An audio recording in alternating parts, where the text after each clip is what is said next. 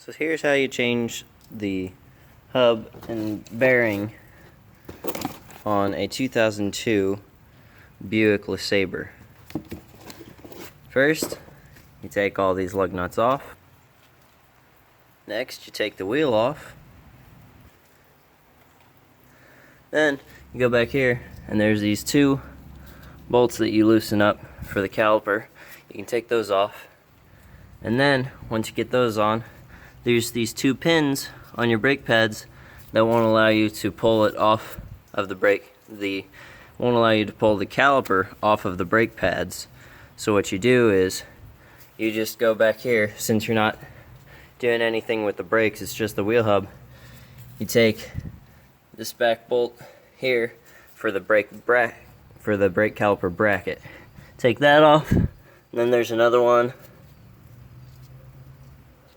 here. So you take those off. These bolts and the brake caliper bracket bolts are both 15 millimeter. Now that you've got all those out, you pull, might be a little rough, but you can pull this off of the rotor. I usually take a hammer and pull it off. Well,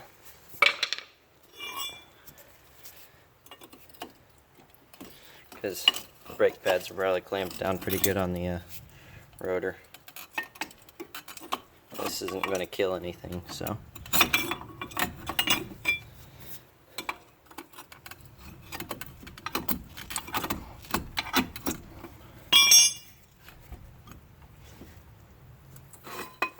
There you go.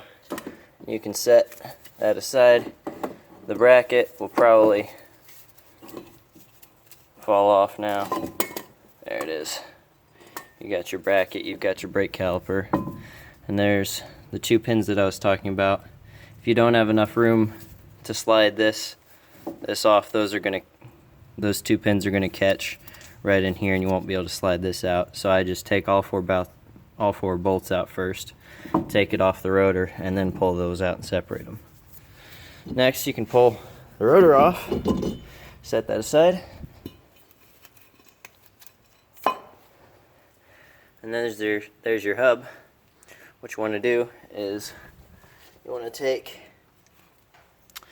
a 1 5/16 of an inch socket and put it on there.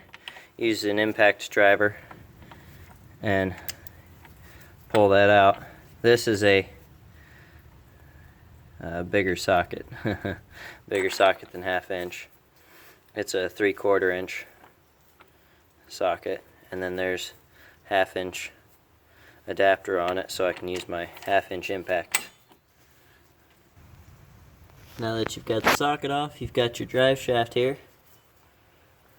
That's got your drive shaft through there, and it's splined in there. And what you want to do is you want to take a decent sized hammer. You want to give it one good hit so that it loosens it, and then once you make sure you can push it with your thumb. There you go. See, you can move it with your thumb, and that way you know it's loose, and you don't have to worry about it. What I like to do with the brake caliper while I'm working on it, everything else is kind of just hanging it up there. If you can, it'd be better if you can tie it up with something, some string or something, just so it's up out of the way. Next, there's these 3 bolts around here that you'll want to take out from the back, so you'll need to turn the wheel different directions so you can just access those. And those, I do believe those are I think those are 13s, 13 millimeter bolts. So you loosen those up, and then you want to pull this, before you pull the hub off, you want to pull this clip out.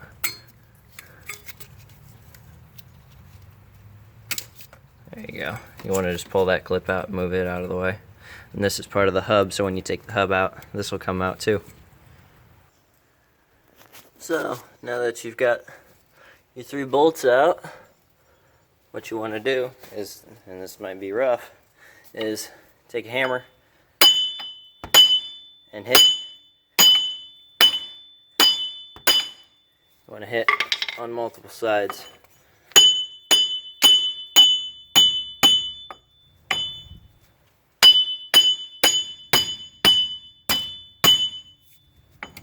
Try not to hit that guard like I just did. It'll bend back.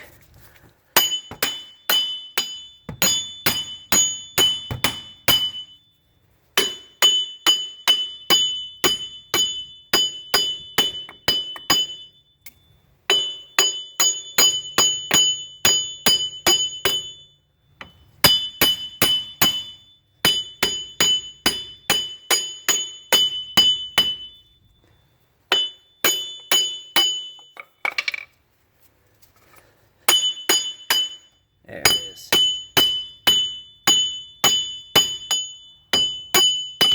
There she is. She's all loose. Oh, nice.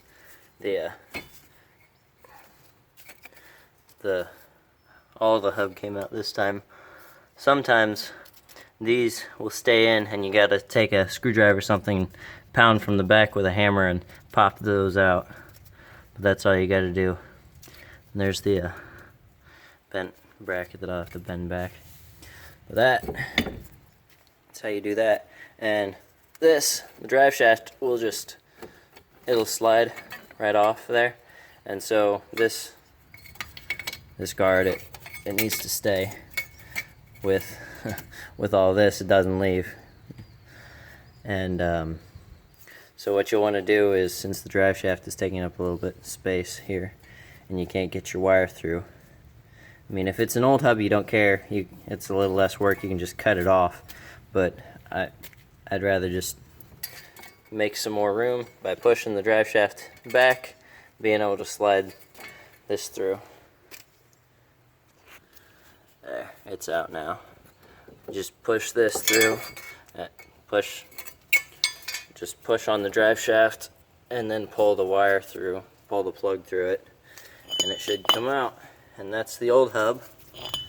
And then you can just go in reverse, put the new hub back on.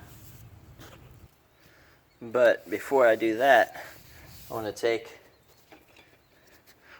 a file and just get a little bit of this corrosion and junk out of here, because it's just kind of sticky, and that's why the hub was stuck in there and had to use a hammer to get it off.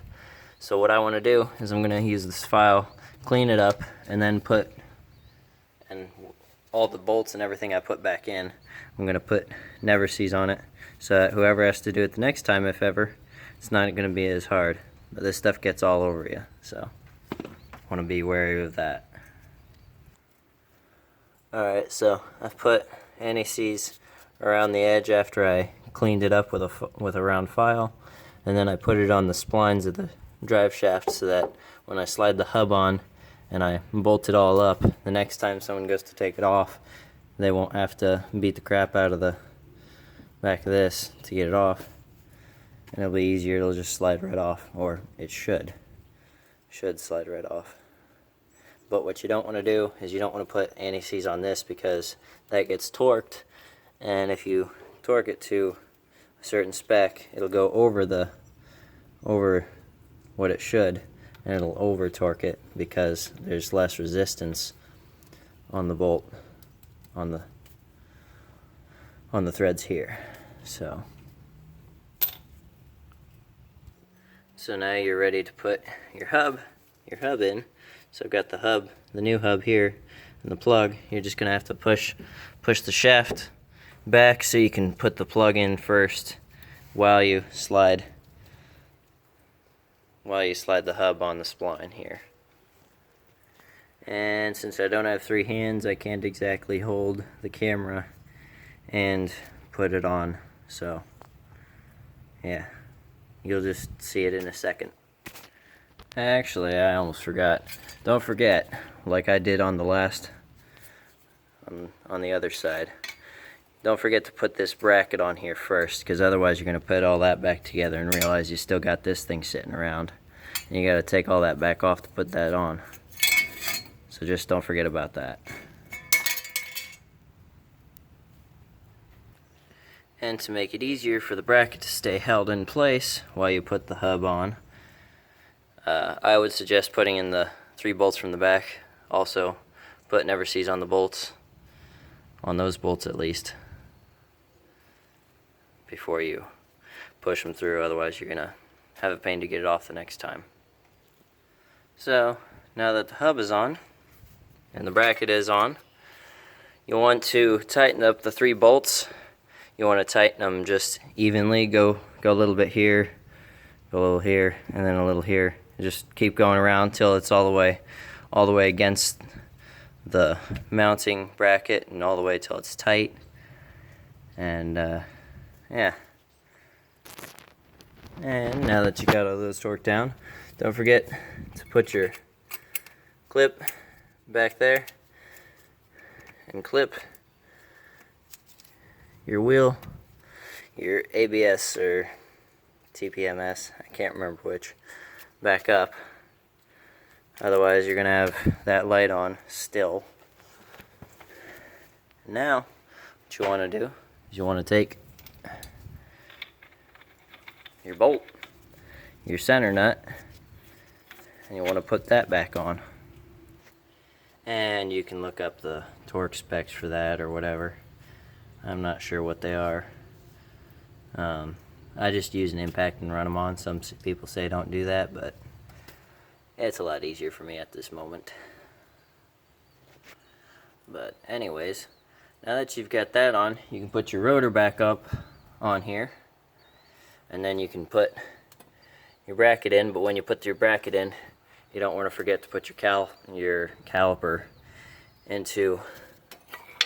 You don't want to forget to put it in on these, over these, before you slide this whole assembly with the caliper back over your rotor. And just to make things easier, make sure this is held on while I'm putting the caliper, bracket, and everything back on. I put two lug nuts on here to hold it for the moment. And when you put your pins back in the caliper that go through these, you want to make sure they've got grease on them, and if they don't have enough grease or it's dried out, make sure you put some more grease on it. This is the grease I'm using. It's just